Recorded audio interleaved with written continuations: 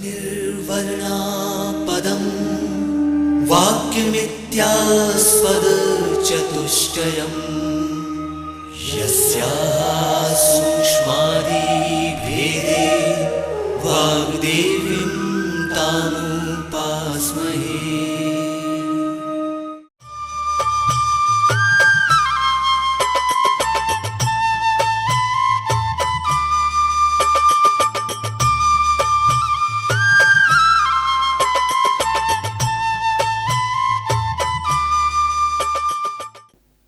मध्य प्रदेश भोज मुक्त विश्वविद्यालय की बीए, बीकॉम, बीएससी, बीएचएससी द्वितीय वर्ष आधार पाठ्यक्रम महिला सशक्तिकरण प्रश्न पत्र के अंतर्गत तृतीय इकाई में आज हम भारत की महान नेत्रियों के बारे में जानने का प्रयास करेंगे।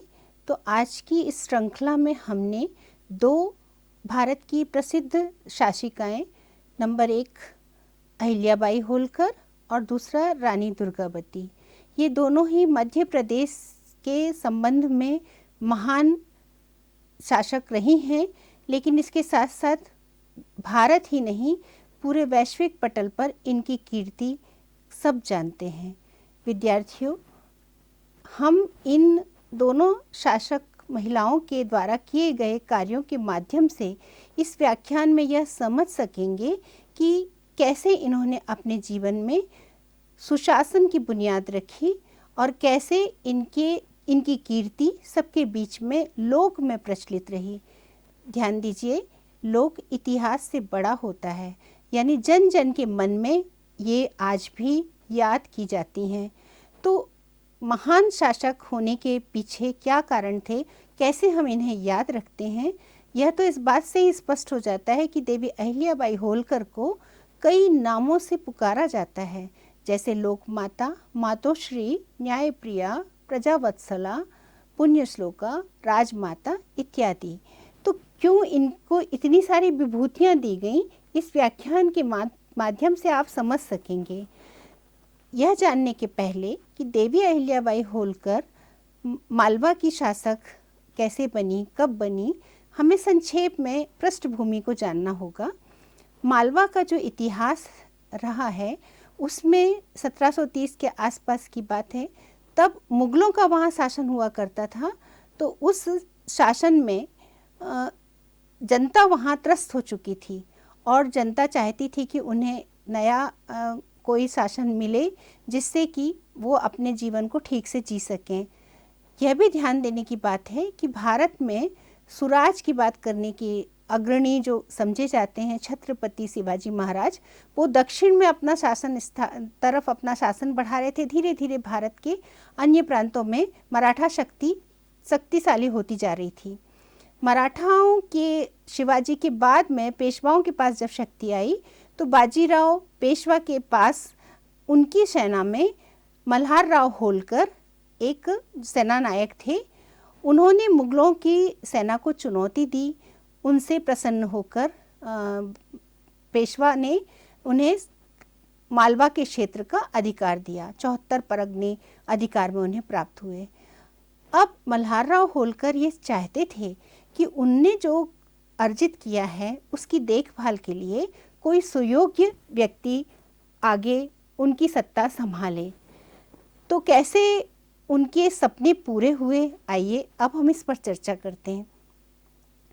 जब एक बार मल्हार राव होलकर किसी कार्य से पूना से आगे यात्रा कर रहे थे तो उन्होंने देखा कि एक महाराष्ट्र के एक गांव में रुके। अहमदनगर जिले के पास चौनी नाम का एक गांव था। वहाँ मनकोजी शिंदे पाटिल थे उस गांव के। उन्होंने उस दौरान क्या देखा कि एक 8 साल की बच्ची मंदिर में भजन गा रही है, गरीबों के लिए कुछ दान पुण्य कर रही है और बड़ी तार्किक थी वो। उससे बात करके उन्हें एहसास हुआ तो उन्होंने सोचा कि क्यों ना इस बच्ची को मैं अपनी पुत्र वधू बना लूं। तो उन्होंने यह बात मनकोजी राव शिंदे और उनकी पत्नी सुशीला देवी के समक्ष रखी। फिर क्या हुआ कि अहिल्याबाई का विवाह 1733 में 8 वर्ष की थी वो तब मल्हार राव होलकर के पुत्र खांडे राव के साथ हो गया। विवाह के बाद वैवाहिक जीवन आगे चल रहा था। उनके एक पुत्र भी हुआ मालेराव और एक पुत्री हुई मुक्ताबाई। लेकिन यह जो सुखद क्षण थे वो बहुत समय तक चल नहीं पाए, क्योंकि उनके जीवन में एक के बाद एक बहुत सदमे आए। यह कैसे? 1754 में कुंभेर के किले में राजा सूरजमल जाट से युद्ध करते हुए उनके पति खांडेराव वीरगति को प्राप्त हो गए। खांडेराव की मृत्यु के बाद ससुर उनके एकमात्र जो है संरक्षक के रूप में उन्हें निर्देश दे रहे थे, संभाल रहे थे राजकाज, लेकिन वो भी बहुत चिंतित थे कि आगे अब क्या होगा। इतना ही नहीं, उन्हें यह तो समझ में आ रहा था कि अहिल्याबाई में विशेष क्षमता है, इसका वे उन्हें प्रशिक्षण भी दे रहे थे। लेकिन 20 मई 1766 की वो घड़ी आई कि जब मल्हार राव होलकर का भी देहांत हो गया। अब मल्हार राव के बाद सत्ता किसके पास हो? तो उनके जो बेटे थे खांडेराव, अहिल्याबाई का जो पुत्र पैदा हुआ था मालेराव, उसको उन्होंने प्रतीक के रूप में सत्ता में बिठाला।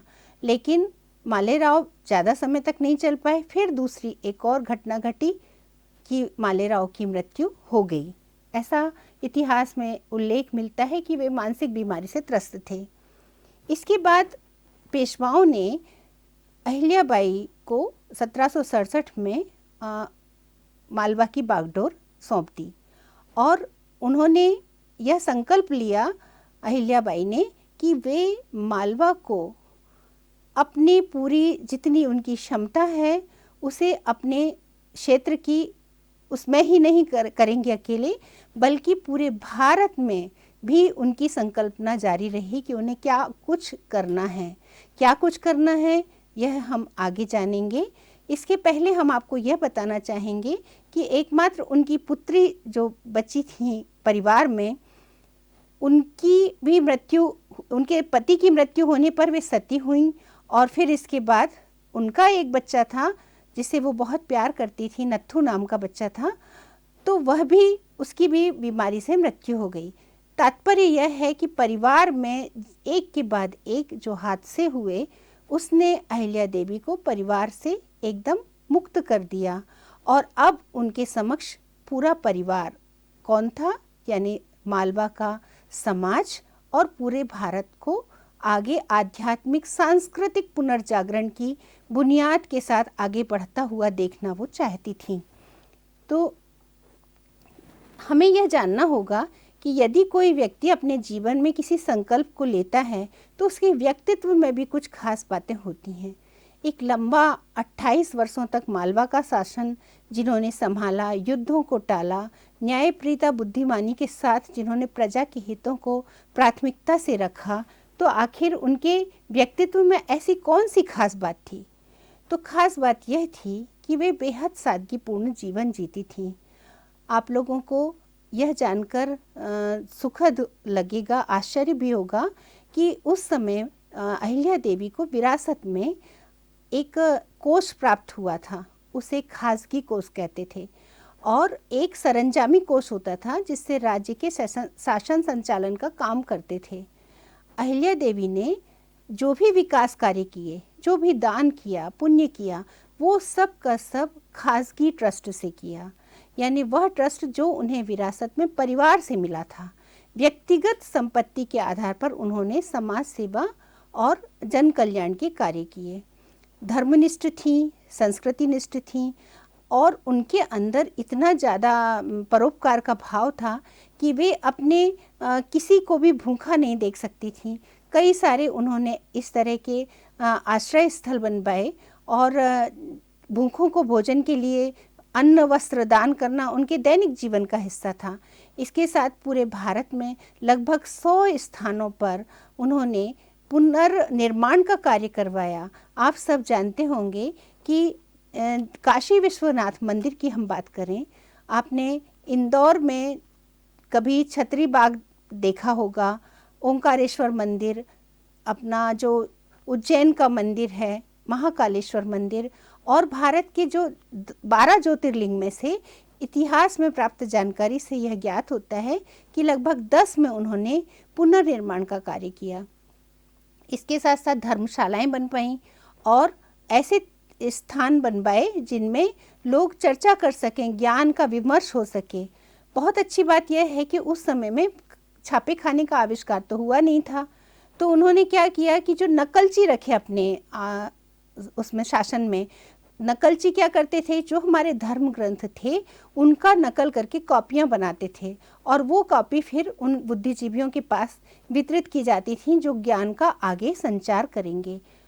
बहुत कुछ उन्होंने अपने जीवन में इस तरह के कार्य किए जिनसे कि हमें यह समझ में आता है कि वे बहुत दूरदर्शी, पराक्रमी और ऐसी महिला थीं कि जिन्होंने जन कल्याण को प्राथमिकता दी।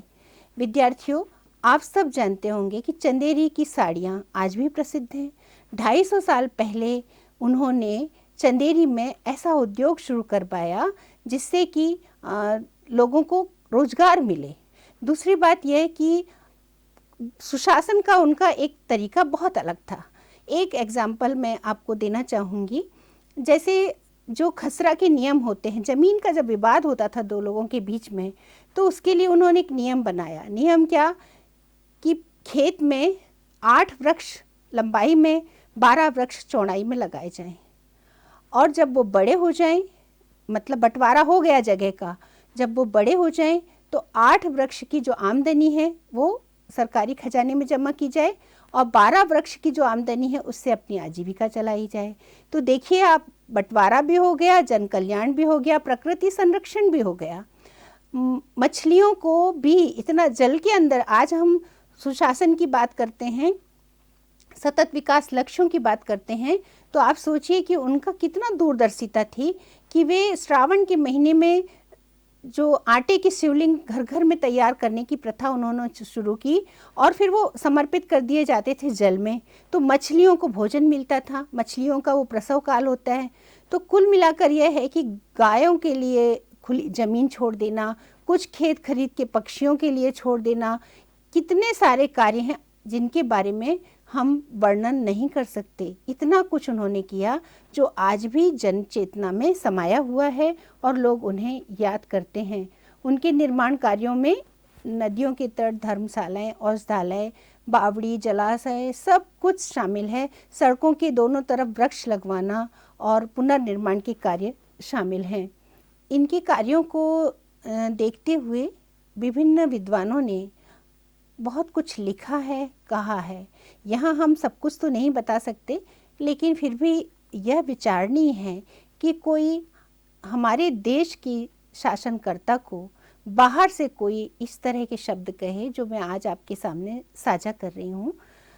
कवियत्री जॉना बेली ने 1849 में, स्कॉटिश कवियत्री हैं, इन्होंने लिखा था कि बाद के दिनों में ब्रह्मा के यहाँ से हमारी भूमि पर शासन करने आई एक श्रेष्ठ महिला, दयालु था जिनका हृदय और उज्जवल थी जिनकी कीर्ति, सम्मानित नाम था उनका अहिल्या बाई।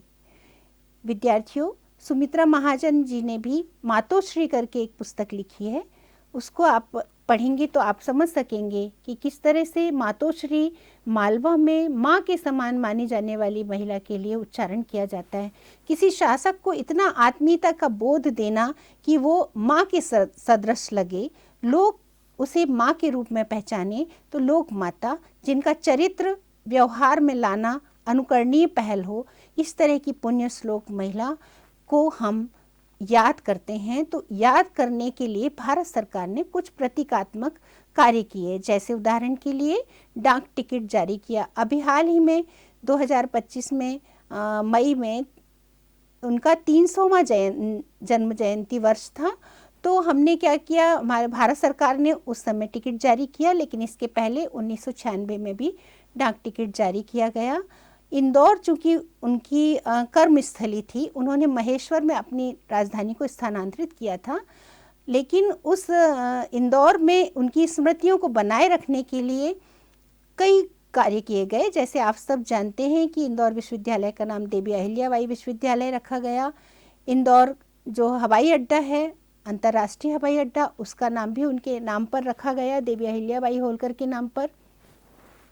मध्य प्रदेश सरकार के संस्कृति विभाग के द्वारा जनजातीय लोक और पारंपरिक कलाओं के क्षेत्र में महिला कलाकारों के लिए राष्ट्रीय सम्मान देने की घोषणा 1996 में की गई, जिसमें 2 लाख रुपए की राशि, सम्मान और प्रतीक चिन्ह दिया जाता है। यह भी अहिल्या देवी के नाम पर आज भी दिया जा रहा है। इसके साथ साथ केंद्र सरकार ने भी जो नारी शक्ति पुरस्कार चलाए जाते हैं 6 अलग अलग श्रेणियों में, उनमें से एक श्रेणी में पुरस्कार का नाम अहिल्या देवी के नाम से रखा गया है। अंत में मैं यह कहना चाहूँगी इस व्याख्यान के माध्यम से कि अहिल्या देवी होलकर धर्मनिष्ठ, संस्कृतिनिष्ठ महिला थीं और यह हमारी स्मृति ग्रंथों में उल्लेखित बात है कि धर्मो रक्षति रक्षतः, यानी धर्म रक्षा करता है तो हम धर्म की रक्षा करते हैं तो धर्म हमारी रक्षा करता है। जिन मानवीय मूल्यों को उन्होंने जनता के बीच में जीवंतता से उतारा, उन मानवीय मूल्यों में सत्यनिष्ठा, ईमानदारी, न्याय के प्रति प्रतिबद्धता और सबसे बड़ी बात ये एकात्मबोध। एकात्मबोध यानी उन्होंने यह नहीं समझा कि सिर्फ मालवा के लिए यह हो, बल्कि पूरे भारत में उन्होंने सांस्कृतिक पुनर्जागरण की बुनियाद रखी। आज हम जिन सतत लक्ष्यों की बात कर रहे हैं, विकास लक्ष्यों की, उसमें हम रास्ते खोज रहे हैं। हमारे सामने देवी अहिल्याबाई होलकर के द्वारा बताया हुआ मार्ग है जिस पर चलकर हम एक अच्छे समाज का निर्माण कर सकते हैं। आज के इस व्याख्यान की श्रृंखला में अब हम बात करते हैं गढ़मंडला की शासक रानी दुर्गावती। रानी दुर्गावती अहिल्याबाई की ख्याति की तरह मध्य प्रदेश की एक अन्य शासक थीं जिन्होंने अपने राज्य की रक्षा प्राणपण से की। विद्यार्थियों, किसी भी शासक की कुशलता को हम इसलिए याद करते हैं कि उन्होंने अपने राज्य की रक्षा के लिए कितनी वीरता के साथ, अदम्य साहस के साथ अपने राज्य को संरक्षित किया, सुरक्षित रखा और साथ साथ में जन कल्याण के लिए उनके क्या कार्य थे, इसके लिए भी वो याद किए जाते हैं। तो ऐसी ही रानी दुर्गावती थी। रानी दुर्गावती के बारे में हम बचपन से लेकर उनके आगे तक के जीवन की घटनाओं को संक्षेप में जानने का प्रयास करेंगे। रानी दुर्गावती यूपी में जो बांदा जिला है, वहाँ एक राजा कीरत सिंह चंदेल थे, उनकी पुत्री थी। इनका जन्म 5 अक्टूबर 1524 को हुआ था और जब ये छोटी थी तभी उनके जीवन में एक संकट की घड़ी आई, यानी उनकी छोटी बाल्यावस्था में ही उनकी माँ उनसे छिन गई। माँ की मृत्यु के बाद पिता को ही संरक्षण करना था, तो पिता कीरत सिंह चंदेल जी ने क्या किया कि उन्हें छोटी उम्र से राजकाज के कार्यों में, यानी सैन्य शक्ति को कैसे संभालें, कैसे अस्त्र शस्त्रों की विद्या सीखें, इन सब में शामिल करना शुरू किया। बचपन से ही उनके अंदर वो प्रतिभा देखकर उनके मन में यह एक सपना था कि रानी दुर्गावती एक बहुत अच्छी शासक सिद्ध होंगी, लेकिन उनका विवाह भी कुछ ऐसे ही व्यक्ति के साथ होना चाहिए जो उनकी तरह योग्य हो। संयोग बस उनका विवाह गौड़ शासक राजा संग्राम शाह के बेटे दलपत शाह के साथ हुआ। ये कौन थे? ये गढ़मंडला के शासक थे। तो 1542 में रानी दुर्गावती का विवाह हो गया। आगे 1545 में रानी दुर्गावती ने एक पुत्र को जन्म दिया, नारायण शाह को। नारायण शाह जब 5 वर्ष के थे, फिर इनके जीवन में एक घटना घटी। वह घटना थी पति का शोक, यानी दलपत शाह की मृत्यु हो गई। अब परंपरा के अनुसार प्रतीकात्मक रूप से गद्दी जो है वो उनके बेटे नारायण शाह को सौंपी गई और रानी दुर्गावती संरक्षक की तरह राजकाज संभालने लगी। आगे उन्होंने क्या किया कि अपनी राजधानी सिंगौरगढ़ किले को बनाया। किले जो थे वो सामरिक दृष्टि से महत्वपूर्ण स्थान हुआ करते थे। उनके आसपास किस तरह से सुरक्षा का इंतजाम हो, इसको ध्यान रखना ज़रूरी होता है। तो जब उन्होंने देखा कि ये जो जगह है उसमें हम किस तरह से अपने आगे रणनीति को बनाएंगे, कैसे सामरिक सुरक्षा को कर पाएंगे, तो उन्होंने उसको स्थानांतरित किया, क्योंकि सिंगौरगढ़ किले में उतनी सुरक्षा वो महसूस नहीं कर रही थी। तो नरसिंहपुर ज़िले में गाडावारा के पास, यदि आप कभी गए हों तो देखा होगा कि बहुत ऊंचाई पर एक चौरागढ़ का किला है, वहाँ उन्होंने उसको स्थानांतरित कर दिया ताकि आसपास सेना एकदम से आए तो वो संभाल सकें अपने आप को। तो सुरक्षा की दृष्टि से, सामरिक हित की दृष्टि से उन्होंने चौरागढ़ किले को अपना क्षेत्र बनाया सुरक्षा के लिए। अब हम देखते हैं कि रानी दुर्गावती जैसे जैसे अपने कार्य को कर रही थी, उनकी ख्याति दूर दूर तक फैल गई। तो कई जो शासक थे आसपास, उन्होंने सोचा कि इन्हें अपने वश में किया जाए, इनको परास्त किया जाए और गोंडवाना क्षेत्र जो एक संपन्न समृद्ध क्षेत्र के रूप में आगे बढ़ रहा था, इसको अपने कब्जे में किया जाए। तो मालवा के शासक थे बाज बहादुर, उन्होंने गोंडवाना क्षेत्र पे हमला किया 1556 में। लेकिन फिर क्या हुआ कि वो जीत नहीं पाए, रानी दुर्गावती से पराजित होकर उन्हें जाना पड़ा। पर आगे एक और शासक जो हुए हैं भारत में, अकबर, 1562 में उनकी सेना के सेनानायक आशफ खान ने गढ़मंडला पर आक्रमण कर दिया। यह सेना, मुगल सेना बड़ी थी और रानी दुर्गावती हालांकि डटकर मुकाबला कर रही थी, और उनके जो एक विश्वास पात्र सेनापति थे आधार सिंह, वो भी पूरा साथ दे रहे थे, उनका पुत्र भी युद्ध में संलग्न था।